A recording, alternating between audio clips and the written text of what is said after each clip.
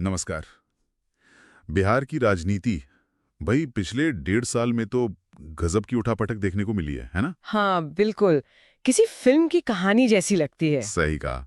आज हम इसी पर बात कर रहे हैं।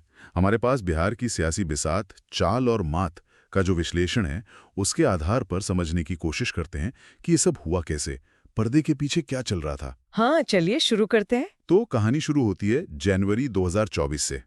एक बड़ा बहुत बड़ा कदम। नीतीश कुमार एनडीए छोड़कर तेजस्वी यादव के साथ आ गए। महागठबंधन बन गया। हाँ, सरकार बनी और तेजस्वी यादव बने उप मुख्यमंत्री। और सिर्फ डिप्टी सीएम नहीं, उनके पास स्वास्थ्य, सड़क, नगर विकास जैसे काफी अहम विभाग आए। बिल्कुल। उस वक्त तो लगा था कि भाई पुराने साथी फिर मिल गए, शायद एक नई शुरुआत होगी बिहार के लिए। हाँ, बिल्कुल ऐसा ही लगा। लेकिन देखिए, जैसा कि बिहार की सियासी बिसात में भी कहा गया है, बिहार की राजनीति में ना कोई भी चाल सीधी नहीं होती। अच्छा। हाँ मतलब सवाल सिर्फ ये नहीं था कि गठबंधन बन गया, सवाल ये भी था कि ये क्या सिर्फ वक्त की जरूरत थी या कोई लंबी गेम प्लान का हिस्सा था। ये तो सोचने वाली बात है। किताब तो यही इशारा करती है कि शायद इस गठबंधन की नींव में ही आगे के टकराव के बीज मौजूद थे। अच्छा। और फिर तेजस्वी यादव ने काम संभाल लिया। हाँ। और जैसा विश्लेषण कहता है, उन्होंने खासकर रोजगार, स्वास्थ्य, शिक्षा इन मुद्दों पर काफी तेजी दिखाई। हाँ, वो सरकारी नौकरियों की घोषणाएं, सड़कों का काम, वो सब दिखने लगा था। बिल्कुल। और युवाओं में एक उम्मीद सी जगी।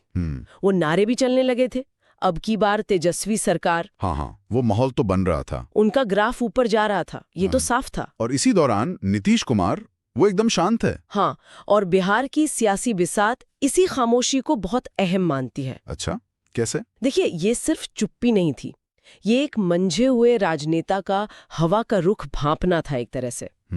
विश्लेषण कहता है कि उनकी नजर सिर्फ मंत्रालयों पर नहीं थी, बल्कि जमीन पर जो समीकरण बदल रहे थे, तेजस्वी का कद जो बढ़वा था, उस पर भी थी। वो इंतजार कर रहे थे या आकलन कर रहे थे। हाँ, कुछ ऐसा ही लगता है। उनकी चुप्पी एक तरह की वेट एंड वॉच वाली स्थिति थी शायद। और फिर बम, जनवरी 2025 में अचानक सा पलट गया। बिल्कुल, एकदम यू टर्न। नीतीश कुमार ने महागठबंधन छोड़ दिया और सीधा वापस एनडीए के खेमे में। हाँ, और इस बार कारण क्या बताया? कारण बताया, भ्रष्टाचार बर्दाश्त नहीं करेंगे, और निशाना सीधा तेजस्वी यादव पर। और यहीं पर बिहार की सियासी बिसात एक बहुत महत्वपूर्ण सवाल उठाती है। क्या सवाल? सवाल ये कि क्या ये वाकई भ्रष्टाचार का ही मुद्दा था जो अचानक एक साल बाद याद आया? हाँ, ये तो सोचने वाली बात है। या फिर जैसे किताब विश्लेषण करती है, ये असल में तेजस्वी यादव की जो लोकप्रियता बढ़ रही थी, उनका जो अपना एक स्वतंत्र राजनीतिक कद बन रहा था, उससे जुड़ी एक असहजता थी। अच्छा। ये एक पैटर्न हो सकता है। बिल्कुल। किताब के मुताबिक नीतीश कुमार के पिछले राजनीतिक कदम भी देखें तो वो अक्सर तब हुए हैं जब उनके सहयोगी दल का या नेता का ग्राफ चढ़ने लगता है। तो क्या वही पैटर्न यहाँ भी दोहराया गया? ये बिहार की राजनीति की वो परतें हैं जहां कारण कुछ और होते हैं, बताए कुछ और जाते हैं। सही कहा। अब देखिए, 2025 के विधानसभा चुनाव ज्यादा दूर नहीं है। हाँ बिल्कुल सामने है। और ये जो सारे उतार चढ़ाव हुए हैं, बिहार की सियासी बिसात का विश्लेषण ये भी कहता है कि बिहार का वोटर बड़ा समझदार है, वो ये सब खेल समझता है। हाँ, उन्हें हल्के में नहीं लिया जा सकता। तो हम सवाल ये उठता है कि जनता इस बार क्या चुनेगी? क्या वो स्थिरता चाहेगी या फिर ये जो लगातार बदलाव हो रहे हैं इसी को राजनीति मान के वोट करेगी? ये बहुत बड़ा सवाल है।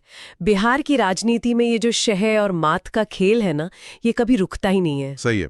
गठबंधन बनते हैं, टूटते हैं, सरकारें बदलती हैं और हर बार कोई नया समीकरण सामने आ जाता है। बिहार की सियासी बिसात तो इसे राज्य की राजनीतिक संस्कृति का एक तरह से स्थायी हिस्सा ही मानती है, जहां वफादारियां और गठबंधन वो सत्ता के हिसाब से बदलते रहते हैं। तो फिर सोचने वाली बात यही है कि क्या बिहार की राजनीति में ये जो अस्थिरता है यही स्थायी हो गई है? हाँ, ये एक विरोधाभास जैसा लगता है ना? बिल्कुल। और इस लगातार बदलते मौसम में आने वाले चुनाव में जनता का मूड किस तरफ जाएगा, ये देखना वाकई दिलचस्प होगा। हाँ, बिहार का भविष्य इसी